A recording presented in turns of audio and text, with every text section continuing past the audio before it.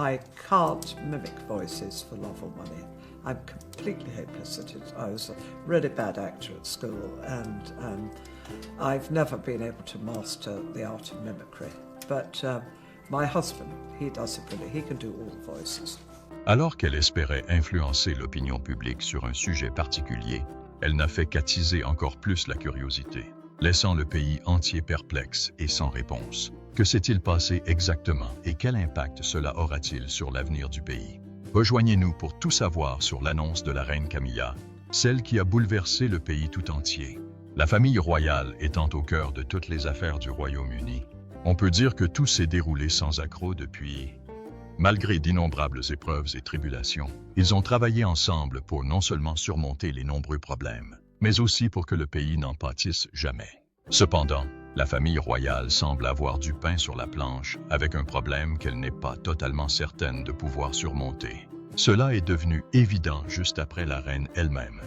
Lors d'une récente audience publique, une annonce concernant la santé du roi Charles a été perçue comme inédite par le public et a profondément secoué le pays tout entier, d'autant plus qu'elle émanait de la reine elle-même, ce qui illustre la gravité de la situation à Buckingham Palace et la possible oppression de la famille royale. En résumé, l'avenir du trône semble incertain. Suivez l'émission pour en savoir plus. Si vous avez suivi de près les activités de la famille royale, vous avez dû remarquer quelque chose d'étrange. Le roi apparaît beaucoup moins en public qu'avant. La santé du roi Charles se détériore. Pour certains, la mauvaise santé du roi n'est pas vraiment une nouvelle, car elle circule depuis un certain temps. Cependant, apprendre directement de la bouche de la reine à quel point la situation est critique a été un choc. D'habitude, la famille royale a tendance à garder le silence, surtout sur des sujets aussi délicats que la santé du roi. Pourtant, Camilla s'est exprimée en public sans retenue. C'était une grande surprise, et cette annonce a largement suffi à choquer non seulement le Royaume-Uni, mais le monde entier. D'ailleurs, Camilla s'est confiée lors de son récent documentaire intitulé Her Majesty the Queen Behind Closed Doors. Dans ce documentaire, Camilla a présenté sa première année en tant que reine. Le documentaire était censé donner un aperçu de la manière dont elle a abordé le problème des violences conjugales au fil des ans. Elle brise le cycle des violences conjugales pour y mettre un terme définitif. Mais il a fait bien plus que cela.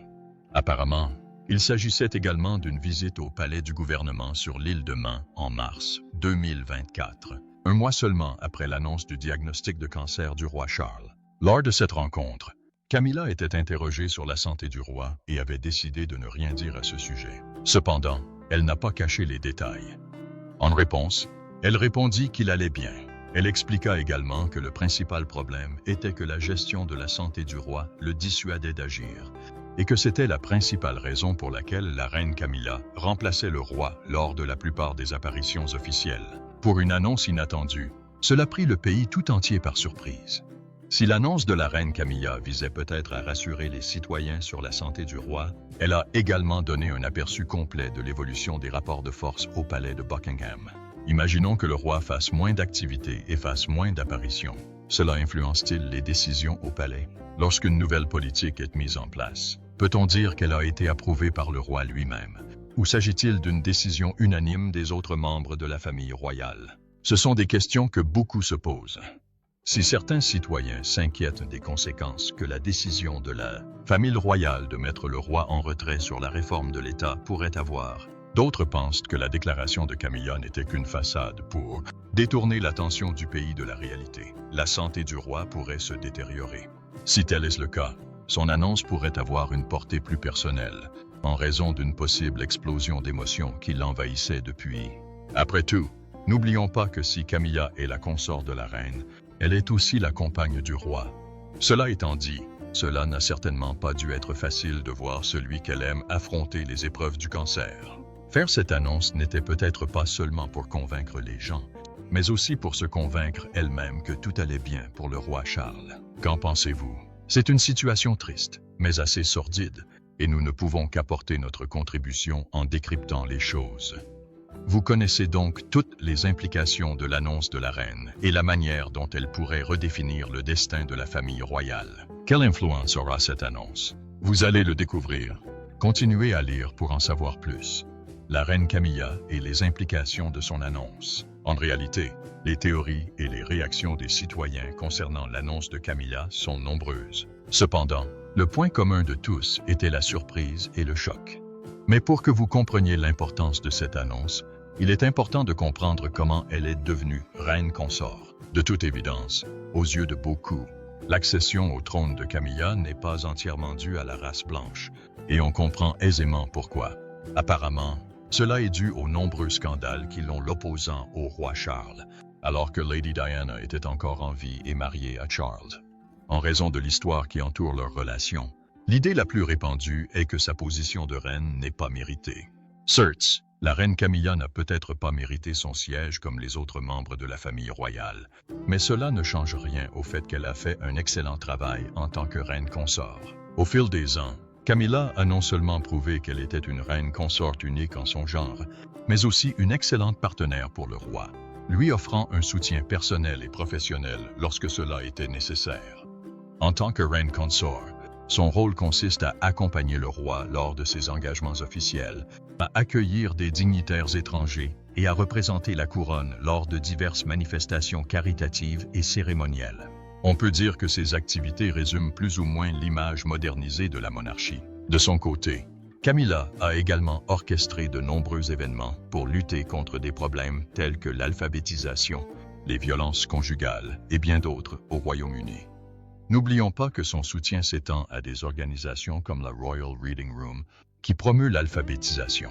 Cela fait d'elle l'une des personnes les plus compatissantes à accéder au trône. Malgré toutes ses réalisations et ses contributions, Camilla a dû faire face à une surveillance citoyenne rigoureuse. Pourtant, elle s'est adaptée à la surveillance, accomplissant ses devoirs sans relâche. Au milieu de tout cela, le défi le plus difficile est de réformer les politiques et les lois royales aux côtés du roi pour les adapter au temps moderne. Du moins, c'est ce que tout le monde pensait, jusqu'à ce que l'état de santé du roi soit rendu public. Si l'opinion publique a accueilli la nouvelle avec des réactions mitigées, plusieurs membres de la famille royale ont également réagi au diagnostic de cancer du roi Charles. Le prince William et la princesse Catherine, connus pour leur approche proactive, ont publié un communiqué soulignant la résilience et le dévouement indéfectible de leur père. Ils ont également remercié le public pour son soutien durant son règne. Si le prince William et la princesse Catherine ont su contenir leurs émotions, on ne peut en dire autant du prince Harry et de la princesse Anne. Le prince Harry, malgré son éloignement géographique et personnel, a publié une déclaration touchante soulignant l'engagement indéfectible de son père envers les causes qui lui tiennent à cœur. De son côté, la princesse Anne, qui entretient une relation forte avec Charles, offre un aperçu approfondi de la dimension personnelle de leur relation fraternelle. On pourrait presque dire que c'est elle qui a été la plus bouleversée par cette nouvelle. Si la princesse Anne a fait quelques remarques, elle l'a célébrée bien plus que les autres, donnant l'image d'une famille aussi unie que diversifiée. L'atmosphère est actuellement agitée au palais de Buckingham, et elle aurait dû être bien plus facile à contrôler, si ce n'était à cause de la succession des mauvaises nouvelles. Bien que Camilla ait annoncé la maladie du roi Charles, il s'avère que le roi n'est pas le seul à être malade. Apparemment, la reine consorte elle-même souffre de complications de santé. Oui, vous avez bien entendu. L'information a été rendue publique après que la reine eut annulé 2 apparitions prévues en novembre. En effet, elle devait assister à la cérémonie annuelle du Chant du Souvenir à l'abbaye de Westminster et co-organiser une réception au palais de Buckingham pour le médaillé de l'équipe de Grande-Bretagne, aux côtés du roi Charles. Or, cela n'a jamais eu lieu. Pour l'événement à Westminster, elle était représentée par Birgit, duchesse de Gloucester. C'est plus tard que l'on a appris que la reine était malade, souffrant d'une infection pulmonaire. Suite à ce diagnostic, la reine a dû annuler ses engagements cette semaine. Selon les rapports de la famille royale, les médecins auraient conseillé une courte période de repos à la reine pour récupérer. Cependant, l'opinion publique craint que ces informations ne reflètent pas toute l'étendue du problème. Certains pensent que la famille royale pourrait cacher des détails sur la gravité de la situation. Est-ce possible? Difficile à dire. Pour l'instant, nous ne pouvons que prendre en compte les quelques informations qu'ils nous ont fournies. En attendant, la reine Camilla a tenu à présenter ses excuses à tous ceux qui auraient pu être gênés ou déçus par son absence pendant sa maladie. Elle m'a également confié son optimisme quant à sa capacité à se remettre sur pied rapidement. Bien sûr, même sans aucune pression, Elle est tenue de se remettre sur pied sérieusement, car elle est la seconde du pouvoir. Juste après le roi Charles, imaginez l'état du pays où le roi et la reine sont tous deux alités. Il y aura certainement un état de panique et de chaos.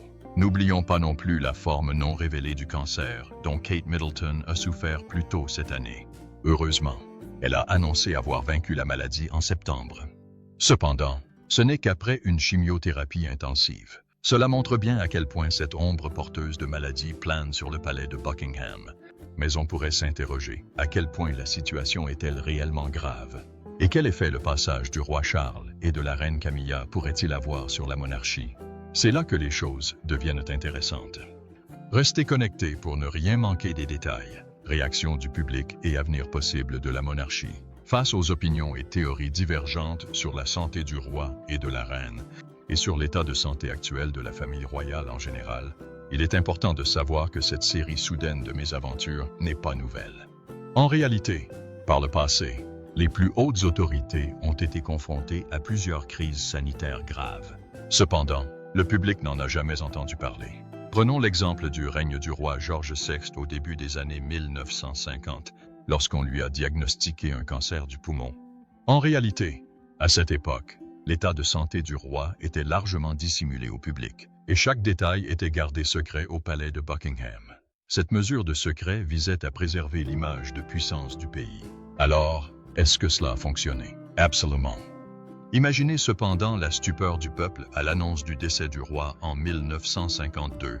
C'était une preuve suffisante que le monarque avait dissimulé l'ampleur de sa maladie. Même si la monarchie avait pu sauver la face, ce manque de transparence eut un prix. Il sapa la confiance du peuple envers la famille royale. On raconte aussi que l'histoire se serait répétée avec la princesse Margaret, sœur cadette de la reine Élisabeth II. De son vivant, elle a dû faire face à de nombreux problèmes de santé, dont une opération pulmonaire et des accidents vasculaires cérébraux plus tard dans sa vie. Il faut admettre que tous ces problèmes méritaient d'être cachés au public, mais ils ont été rendus publics. Ces luttes ont contribué à l'humaniser aux yeux du public. Compte tenu de l'histoire de la famille royale, on peut dire que c'est à ce moment-là que celle-ci a commencé à opérer un changement dans sa façon d'aborder ces questions. Malgré cela, certains pensent encore que la famille royale est revenue aux pratiques de l'époque du roi George IV. Selon certaines croyances, cette mesure est due aux tensions et à la volonté de se mettre en avant entre les plus grands pays du monde. Cela dit, il est normal que le public soit stupéfait et quelque peu pessimiste quant à l'évolution des événements. Camilla, qui a annoncé l'état d'esprit de la couronne, semble être celle qui se lève le plus. Au fil du temps, elle s'est d'ailleurs distinguée par son ardente défense des causes liées à la santé, notamment dans le domaine de la sensibilisation au cancer. Au fil des ans, elle a collaboré avec des associations caritatives telles que Macmillan Cancer Support, Breast Cancer Now et Marie Curie. Son seul objectif est de sensibiliser le public au dépistage précoce et au soutien aux patients. Ce n'est pas tout. Elle s'implique également au-delà des rôles officiels, partageant des anecdotes personnelles et des appels sincères qui témoignent de son engagement sincère envers la cause. Si Camilla sensibilise au cancer, elle n'hésite pas à parler de la façon dont ses proches sont touchés. Ces quelques anecdotes la rendent accessible aux personnes concernées. Sa participation à des événements tels que le Macmillan Coffee Morning annuel ou ses visites de centres de recherche sur le cancer sont également incontournables. Son influence sur les couches populaires de la société est ce qui lui a valu le titre de reine aux yeux du peuple. Maintenant qu'on a entendu parler de son infection pulmonaire et de ses difficultés à préserver les apparences à la place du roi Charles, on commence à humaniser encore plus Camilla. Alors que beaucoup lui souhaitent un prompt rétablissement, beaucoup espèrent qu'elle se rétablira complètement à l'aube de la nouvelle année. Cela dit, on croise les doigts. Cela étant dit, la reine consort accordant une attention accrue aux questions de santé, il est probable qu'un changement se produise dans les années à venir. Concernant le cancer et d'autres maladies, la recherche médicale, les campagnes de sensibilisation et le soutien aux initiatives de santé au Royaume-Uni, supervisées et approuvées par la souveraine, devraient se multiplier. Par conséquent, nous nous attendons à une réforme complète des politiques de santé au Royaume-Uni dans les années à venir. Une réforme qui bénéficiera probablement à tous les citoyens britanniques. Aussi grandiose et glorieux que soit ce tableau, il ne s'agit pas nécessairement d'un avenir lointain. Il s'agit de la période récente où la santé du roi Charles est en jeu. De fait, L'annonce du diagnostic du roi Charles a suscité un mélange d'inquiétude et de solidarité, rassemblant les citoyens autour d'une émotion partagée.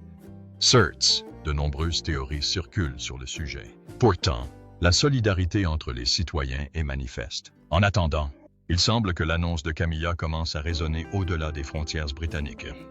L'une des choses évidentes pour les étrangers est la volonté de la monarchie britannique d'être plus transparente dans ses affaires et ses relations.